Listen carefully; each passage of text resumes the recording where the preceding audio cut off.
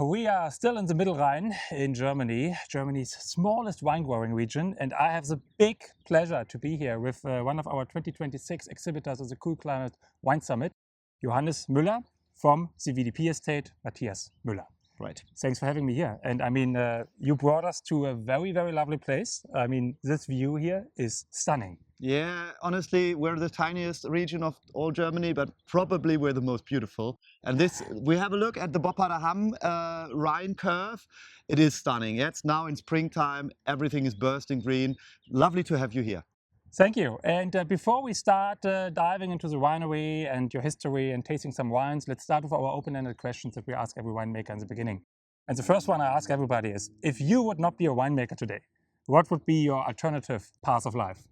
I guess I would do anything creative, creating better. I guess I would do anything like maybe I'm a brewer or a distiller, maybe. That could be a good option, I guess. Creating something tasty. This is what a chef may be, but honestly, I've got a good taste, but I guess something liquid I prefer. Something liquid, so not making some cheese or something like this. No, I guess brewer would be lovely. Brewer. Yeah, but I'm very happy. Crazy steep slope winemaker. Yeah. And there's no like side projects going on, Matthias Müller, like beer special edition coming out at some point Honestly, of time? we have so lovely bubbles. I don't need to brew there. Yeah. Beautiful. Second question for you. Now you are a winemaker today. And I know it's a mean question, but if you should point to one person that really influenced your style of winemaking, your philosophy, somebody coming to your mind? Personally, I would definitely first say, of course, the family not thought is my first year of apprenticeship at Weingut Schönleber in the Nahe Valley. Yeah. Werner Schönleber is an icon, you can really say. Now he's above 70 years old. 12, 15 years ago, I was there for my first year of apprenticeship, and this guy really, really influenced about thinking of Riesling growing, viticulture. You know, I came there as a 19, 20-year-old small guy from a different region. That he really, with his idea of great Riesling, that influenced me a lot. Yeah. Beautiful. So Werner Schönleber from Schönleber Estate. Honestly, best greetings if he hears it. Yeah. Amazing. Third question, and this is sometimes a bit difficult to answer, but if you should describe your personality and your character as a bottle of wine, what comes to your mind? I'm a little bit lively, like sparkling wine. Am I? I guess. Like sometimes a little overbursting. I'm really refreshing. Am I tasty? No, but I'm a positive guy. Yeah, that means look always on the bright side of life, not on the bad side. So I would be like a Riesling Brut, or sometimes Brut zero dosage for many people, but I think I'm like this, yes. Yeah. Perfect. That's very specific. Yeah. Thank you for this great answer. And final question for the introduction round. We talked a little bit already when we walked through the estate about global warming and the effects of like disease management that you have here. But to make it like more general before we dive into that a little bit later, if you hear the word nature, what do you associate with it given your work in the vineyards? Well, it's about nature is the boss, simple. Look at background, it makes humble. Yeah, steep slopes make you humble. Nature is the boss, we work with this. Wine is not a natural product, it's a cultivation product. That means we work on it and treat the natural given possibilities as best as possible. And we have to be humble and respect it. Nature is always bigger than us. Every hailstorm, every frost, whatever comes, makes us humble again. And so nature is the boss, and we love to work with it. Yeah. Wonderful. Thank you for this introduction round, first and foremost. Now, I think it's a good point to introduce a little bit to us the VDP estate, Matthias Müller, so about your history, your philosophy, your style.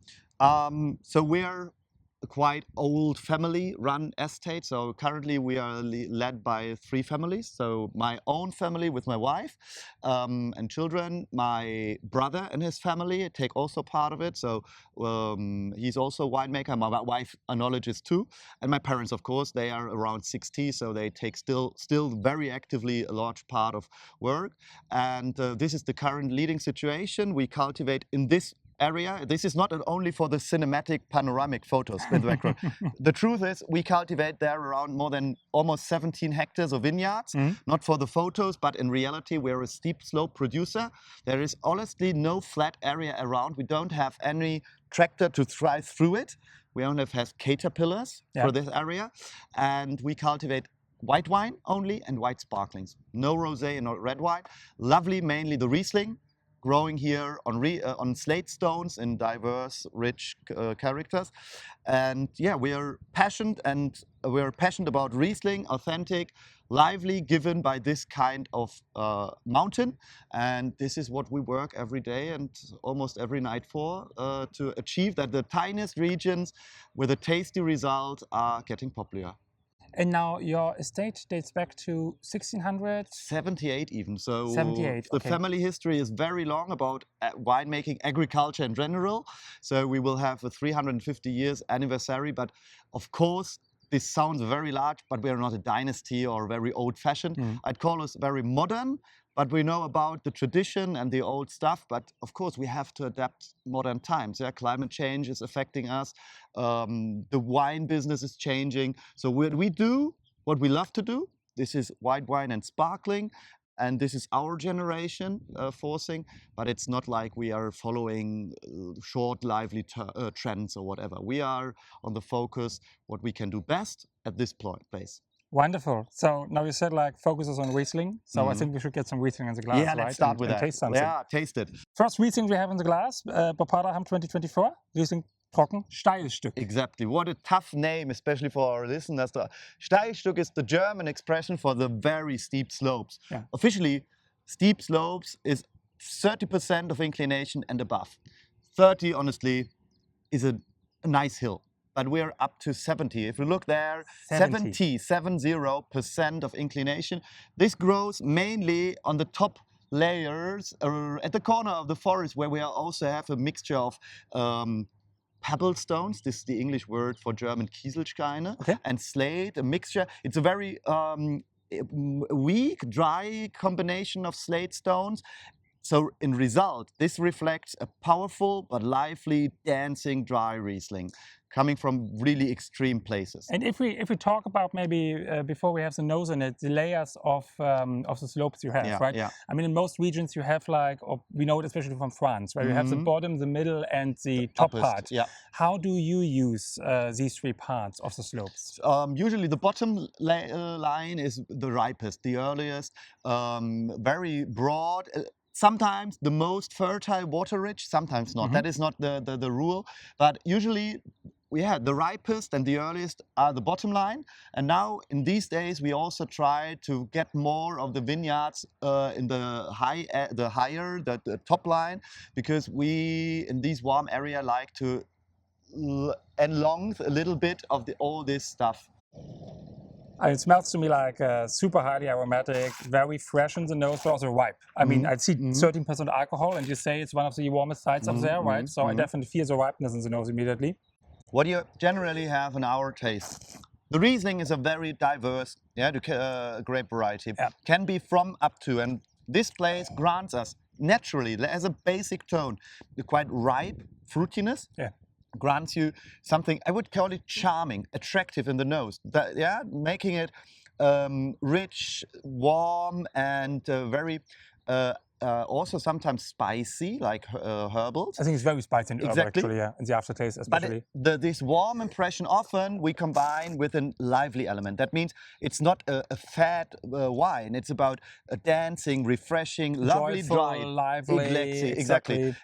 It shows that Riesling can be both. It can be very charming, attractive, but serious and tasty in the aftertaste. This is our aim. This is a younger wine, especially vintage 24 is beautiful to us. We had all we need. It was not too hot. It was cloudy. We have enough water, enough rain. So this place benefits a lot of more mixture. We don't need that hot summer weather at all, white wine in general, but at this place we are also thankful for enough clouds in the summer and have a long stretch, maybe later harvest than other growers wanted to have. Yeah. Nonetheless, again, looking at the label, we have 13% alcohol. Yeah. Is that a sign of global warming already, or just like the odd one out vintage, or do you see a trend over the last couple of years? It's right. So we try to have the ABV, the alcohol by volume, as less as possible. But of course, we need a certain ripeness and aromatic ripeness, which we get.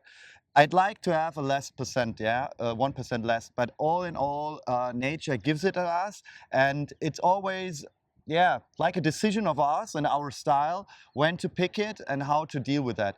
We had, especially 23, the year before, the vintage before, a very high concentrated vintage, and this is one of the disadvantages of climate change. As you see, we're now very early in the bud burst. It grows very fast. When you travel a lot, and you see which place of vineyards is earlier, which is very late. We have a very exposed place, so we change our work to deal with that problems about ripeness and over-ripeness. Okay. Yeah. Interestingly, also because we talked about in the winery, I mean, you now focus exclusively on soft pruning, right? Which is very, I think, mode of like pruning, and that's coming more and more into fashion with many winemakers, working as clean and good as possible, but also that the bud break is so early and the weather is so good and everything is shooting out, also like creates some problems there, right? Because you constantly are running behind, or how is that at the moment for you? So this is the tough time of the year, removing the shoots which are over, the thinning. Of course, later on the structure of the canopy, erecting it. This is a tough time, especially if you have steep slopes and you run a lot. May and June is the tough time of the year. Harvest is also tough, but honestly, this is more just getting the result of all your work done. But this is a tough time. And imagine me, an afternoon in the heat of that slopes is a tough day. So soft pruning is one just element of our total idea to have the vines as resilient against water or against esca disease, but also to have a better flow of the water, of the juice of this of the vine, to make our wines grow more homogeneous, all in all, than suffering from more damages and diseases. So, and other takes that you are taking, I mean, I see a lot of greening in between the rows, so that is also very important, especially with probably drought season in summer and erosion and heavy rainfall events. So this is like a step that you also took because of global warming? Or? I would say it is possible since we have the machines for that. What is self-conscious in every flat area since 20, 30 years, you have to say that the machinery possibilities for steep slopes really invented and became big 10 years, probably 10 years ago. So where the caterpillars were really at the point that you can say we now can treat our vineyards maybe with the equipment of all the other areas. And since then, yes, we like to have a green crop in our vineyards, but of course we have always to look about the water capacity, about the precipitation, to get a certain good growth guaranteed, but also to mow it when water gets low, and So this is a strategy also about the soil management to keep this. But interestingly, it is a rocky place here, but it is much more fertile and water holding than other famous vineyards like Rüdesheimer Berg or Roter Hang. This is a little bit more long persistent. Okay. Yeah. Very interesting to hear. But also, nonetheless, global warming is a challenge for you, and you also take some strategies to cope with that, right? One, for example, is that you start planting peavies. For example, but peavies is we have one now, like an experiment, Souvenir Gris planted. We will still always for future be very passionate about Riesling. And the peavie is not a reaction, honestly, against the climate change, because we need peavies or general grapes which are late ripe. This is our main focus. Early ripe doesn't work in here. The peavie has to do with the plant protection on the one hand, but also with the upcoming problems about viruses affecting, for example, the Pinot family of grapes. This is our way. We can maybe find a solution about the virus, which is also a big problem upcoming in European and even overseas areas. So we all know about mildew, which is a good resistant at the peavie, but it's also an upcoming topic about fighting viruses which get more stronger and so on. It's kind of interesting because I learned this like today. I mean, every day you travel and you see winemakers, you learn something new, which is amazing. I learned about the coronavirus today. And we will link that in the show notes definitely to an article or something like this for everybody who's interested reading more about this virus that affects especially like Pinot varieties. And there's a thing here definitely in the Mittelrhein, but also a bit in the Mosel and in Rheinhessen, right? Seldomly here and there, and we have to be like scientists and to find answers or solutions. And you actually were planting like, you told me like, what was it, 1 Pinot Gris and 7 PVs or something? Well, this is a row, a scientific idea, and with the help of scientists, the idea is to find, for this place, a very good solution for the future. So we have 5 rows of each 10 different grape varieties. 1 standard, which is a Pinot, and 9 different PVs, just to find out if they are affected by virus, and if, does they get along with that, or do they die, and especially what is capable for such a warm area. Which PV has the chance for a south-facing steep slope to be a good solution, as not as an alternative, but as a co-partner for the classic like Pinot or like Riesling. We're just on the search for good solutions, and this is the small trial place to find out if we can find a good solution. So in case anybody's wondering if winemakers always do everything like business as usual, no, they don't. They have to adapt to changing circumstances and do so. Let's taste the second wine. Yeah, I mean, it's always nice to taste the GG, or as you call it. Geiles Gesöff. Geiles Gesöff. I don't know if we can translate this somehow to English. No, we should not. But, and it's not of my official sense, but sometimes it's the idea why I say it, all for all officials too, is that even the most iconic wine you produce should also be, it has to be very intense. It has to be the art, the most best craftsman you can do with the best places you have. The idea behind a GG is to have the top product very, very by the signature of the people and the vineyards, the hills where it grows. But honestly, within all this power, a good wine always has to be attractive, capable, preachable. It's not like the monument you should never touch. And the simple German, very, very raw sentence and saying, geiles Gesöff, is not like making this wine lower or smaller as it is. It should simply mean, try it. It's not something you should not try. It's nothing too professional for you. Every extremely good, great wine should be should be able to understand by a lot of people, not only the top professionals. This is the idea why I say such a simple sentence. I love that take on it. And now it's from the single vineyard Mandelstein. Exactly. GG. Look around. So when you go through this small valley above, the next vineyard side, which is this mountain in the background, is not a homogeneous area. So we have a certain tectonical break called Bopparder Verwerfung in here. So different type of slate soil you can find here. And the Mandelstein is the first vineyard site after the place we're currently standing. It's a so-called Kieselgallenschiefer. Look it up if you want on Wikipedia. It's a very, very rare and special kind of slate. And this is one of our most beloved types of Riesling. It is not a really fertile, it's a very dry soil, strongly weathered.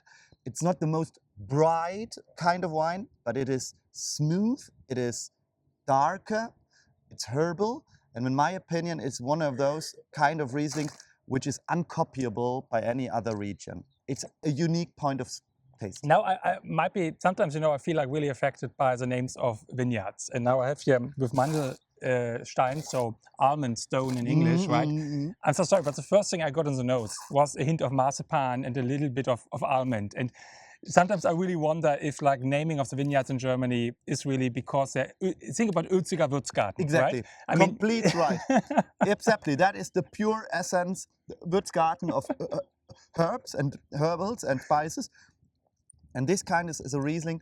You see the elements again. We love to make a lovely joy of it. It's a very dry, bone-dry Riesling, but it's rich. It's extremely rich. Rich, but not fat. This is our main job, is to put this area into a precise, elegant, dancing type of wine.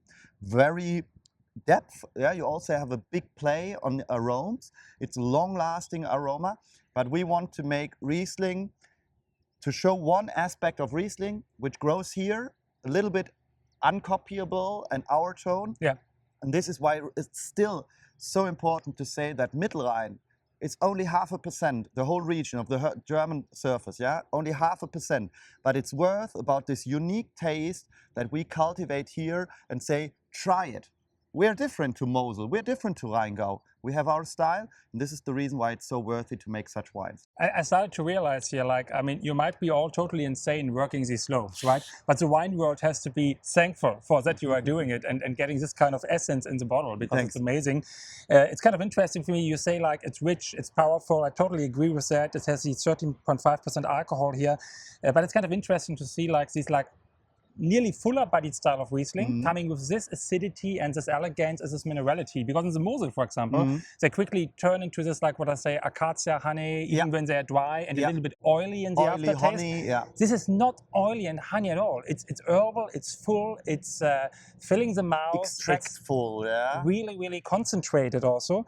It's a very, very fascinating bottle of wine to me. So it's definitely something I urge people to try. Definitely latest in January, when you can meet VDP estate Matthias Müller, and you're coming personally, Absolutely, I guess, right? Absolutely. At the Cool Climate Wine Summit in Copenhagen.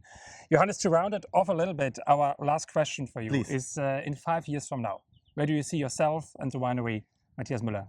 By myself, I see hopefully with my then 6-year-old small son, growing up will be the most beautiful thing. Yeah, I'm a passionate winemaker, but nothing else is more important than to have a good family and background. Yeah, so I would love to see Felix growing up. This is my personal interest, and the business.